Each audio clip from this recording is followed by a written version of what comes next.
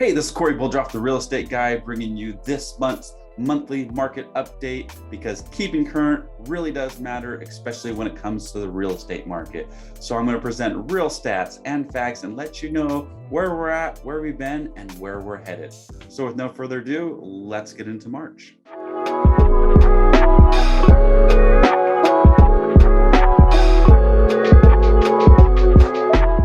So today we're going to talk about the three hot topics. One, home prices. Are they accelerating? Are we come to a bubble? What's going to happen this year with home prices? Two, the issue with supply and demand and how it's affecting the real estate market. And three, net worth. How does real estate affect your net worth? So when we come to this CoreLogic chart that deals with percentage of appreciation year over year, we look at January of 2021, we saw a 10% appreciation from last 2020 January.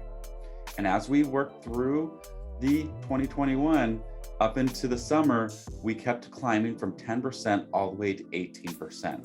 Then when we hit 18%, we pretty much stayed pretty steady at that 18% year over year increase from 2020. In 2020, we had about a 6 to 10% appreciation over the course of the year. So going through the end of 2021, we had 18%, 18.1, 18%, 18%, and we actually started predicting that we might see a slowdown of appreciation and maybe even a deceleration of appreciation. But then in December and January of 2022, we actually saw it starting to uptick again, showing that buyer demand is still very, very strong. When we look at changes in the price of last year, when we look at California specifically, because that's where I'm at, we saw almost a 20% appreciation over the state average.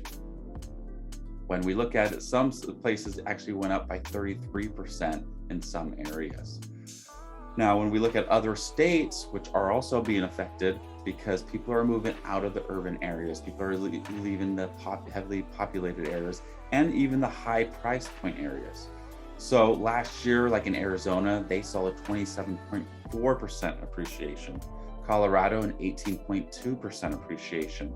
Even Florida saw a 25.7% appreciation, which usually Florida and Nevada both stay pretty even keeled, and both of them saw appreciation in the double figures and one of the highest in the country. When we look at change prices over the last 5 years, okay, we in California had a 58.2% appreciation over the last 5 years. Utah, 91%, Arizona, 84%, even places like Florida, Nevada saw in the 70%. So over the last 5 years, we've seen a huge appreciation growth, some of it due to the strength of the economy that we were going through. And then when we hit COVID in 2020, the demand for new housing and the demand for getting out of renting and getting a more secure, stable home life, we saw people coming out of the woodworks to buy homes. Now, here is going to be the biggest shocker. When we go back the last 30 years, back to 1991, we've seen an astounding, in California, 290% appreciation. Meaning if you bought your house in 1991 for $300,000, more than likely right now it's worth $870,000. That is a very good appreciation and can definitely help out with net worth and stability and growing wealth and equity in your homes. Utah, 556%. Arizona, 404%. I mean, those are outstanding numbers. Colorado, 534%. So you can really see that people are moving out of those big populated states and starting to move where housing is more affordable, but therefore making housing be less affordable in those states as compared to where they were 30 years ago. So when we look at where the home appreciations are foreseen to go in 2022, we look at 7 of the experts, people that deal with housing data, analysis, economists. We look at them all, and we look at where they're at. So core logic is one of the strongest, where they think 9.6% appreciation, all the way down to Zellman of 3%. But all of them are seeing appreciation growth happen in 2022. No one is foreseeing a decelerate or a depreciating in prices. A lot of it is to do with supply and demand, a lot to do with the influx of cash that has been put into our economy. And then also inflation is obviously affecting home prices as well. But when we look at the average of the 7 major, experts, we're seeing a 6.1%. I follow a couple of other data analysts that foresee that in the next 5 years, we're going to, by our minimum, see about a 25% increase up to as high as a 65% increase in appreciation over the next 5 years. So if you're thinking that you're going to wait for the housing crash to happen, or you're going to wait for prices to come down, that's more than likely not going to happen. And you're more though just going to lose equity, you're going to lose appreciation, and you're going to further your debt and further your home net worth being lower and lower. So again, I keep on bringing it up, but supply and demand. That's really the driving force of the real estate market. We just don't have enough inventory, and there's such high demand that as soon as a house goes on the market, within a month, it's gone. So if this keeps happening, prices are going to keep accelerating, just like our whole economy works on supply and demand. Some of the reasons why cars are going, there's a car shortage. So people are paying over the sticker price of car prices, which has never happened.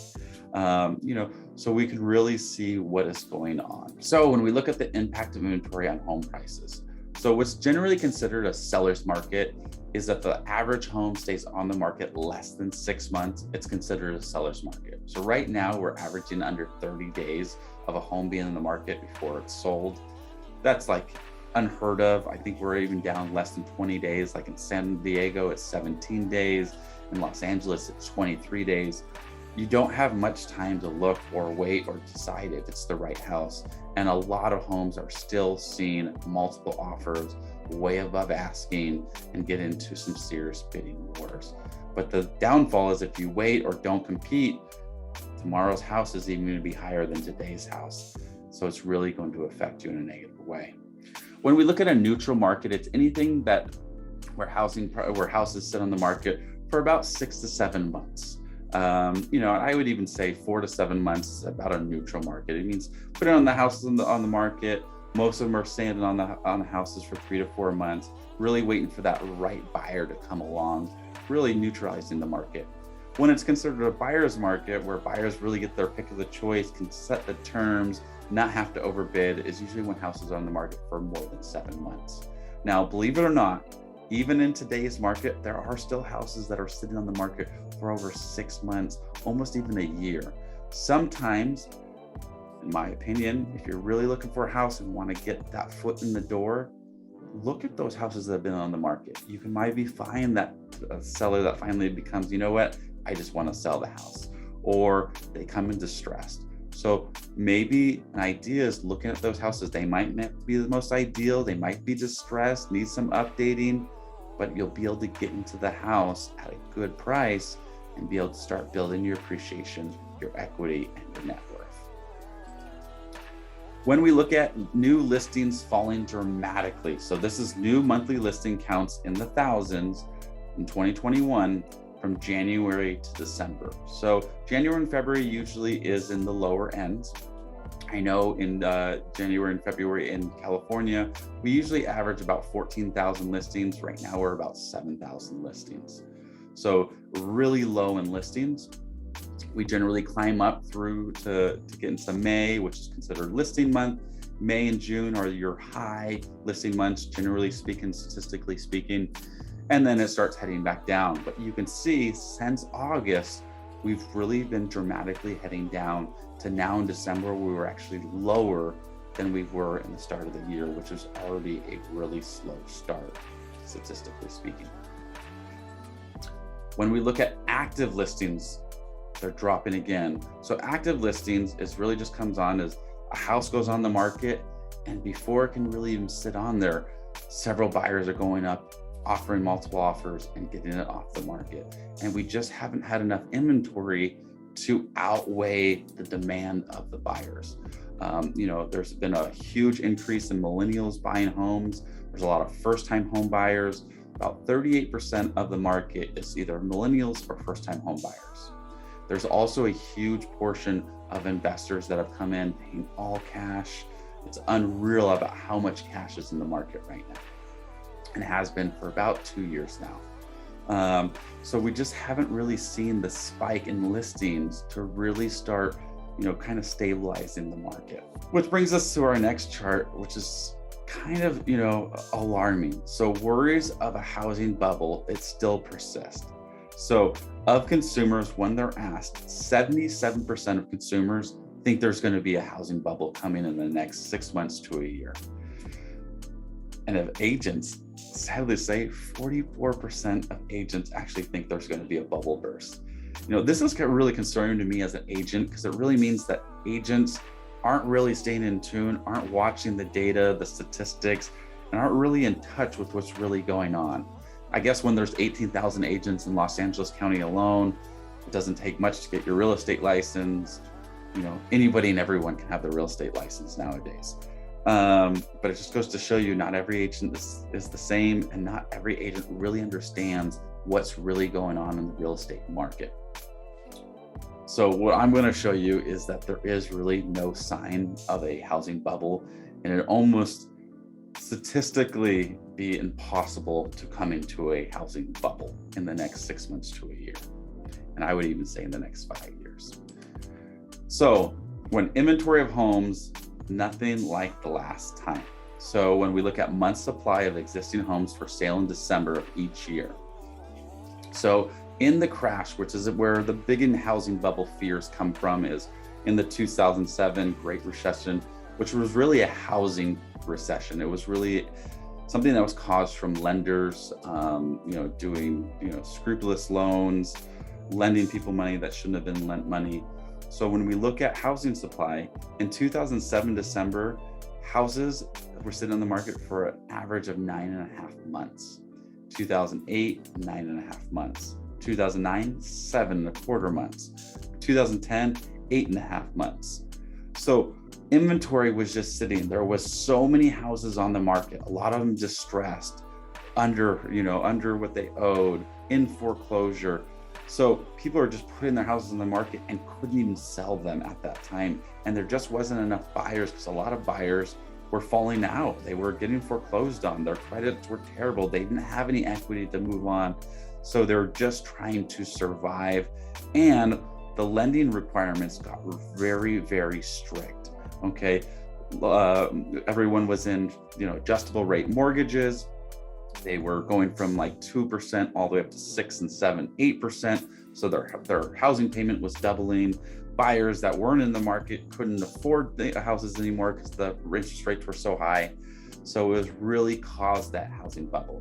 When we look at the last 4 years, 2018, 3.5 months, 2019, 3 months, 2020, almost 2 months, 2021, almost 2 months. And this is nationwide. I can tell you in California, we've been about hovering 30 to 35 days on the market for the last 2 years.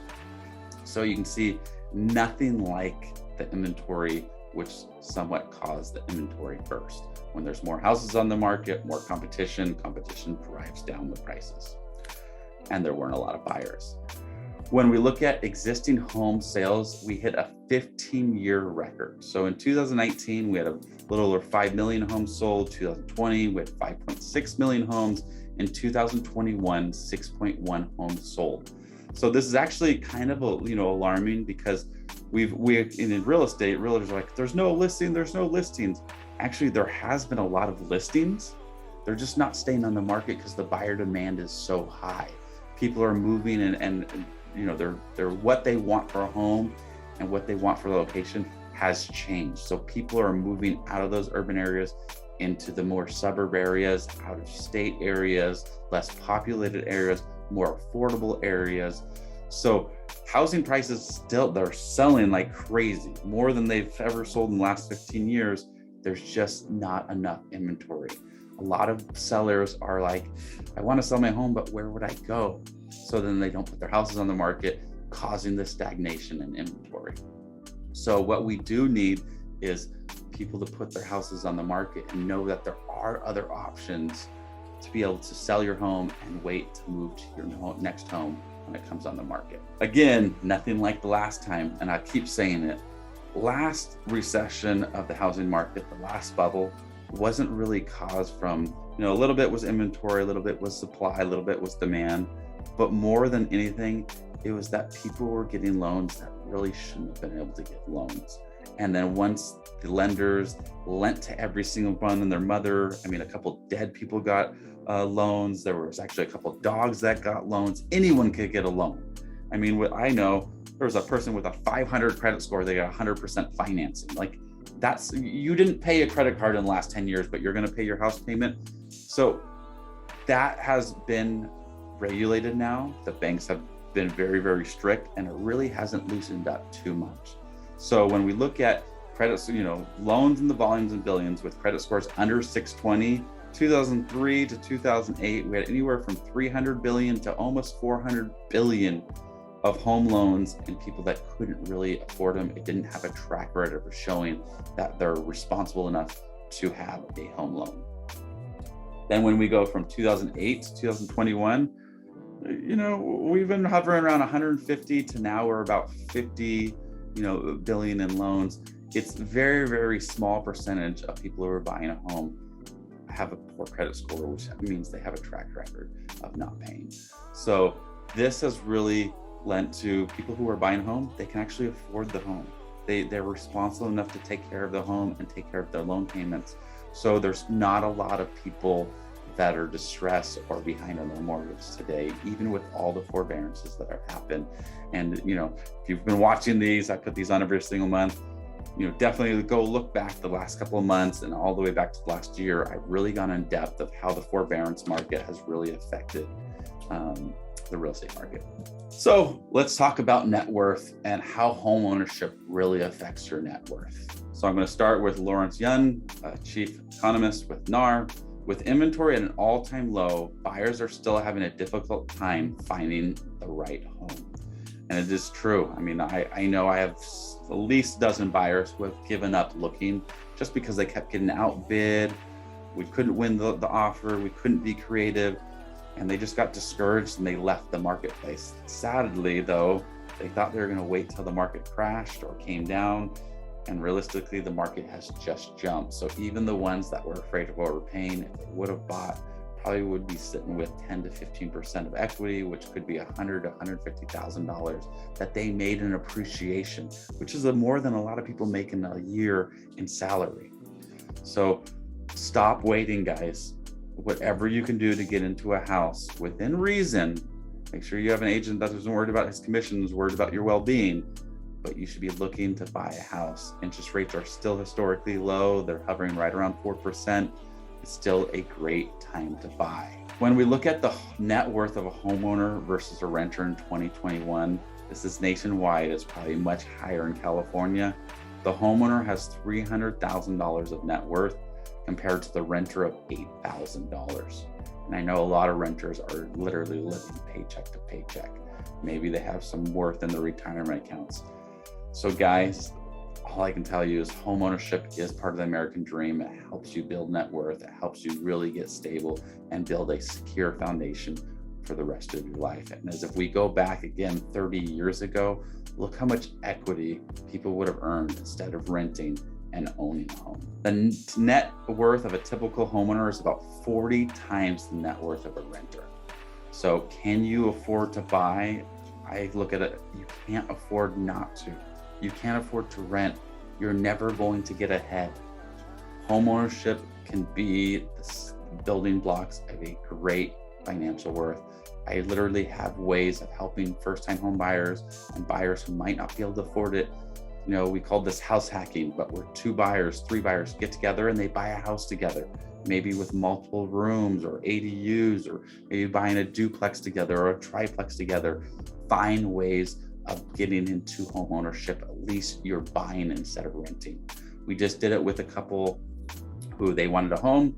They bought a home with an ADU with another one of my buyers. They joined together. Now one of the buyers paying for the ADU, the other one's paying for the house. Both of them are saving at least $1,000 a month from what they were paying rent. So now they're owning, they're building equity, appreciation, and they're getting the tax benefits of owning the home. At the same time, they're actually saving money monthly on their rental living expense. So while the booming housing market contributes significantly to the recovery of the US economy, research has consistently shown that homeownership is associated with multiple economic and social benefits to individual homeowners.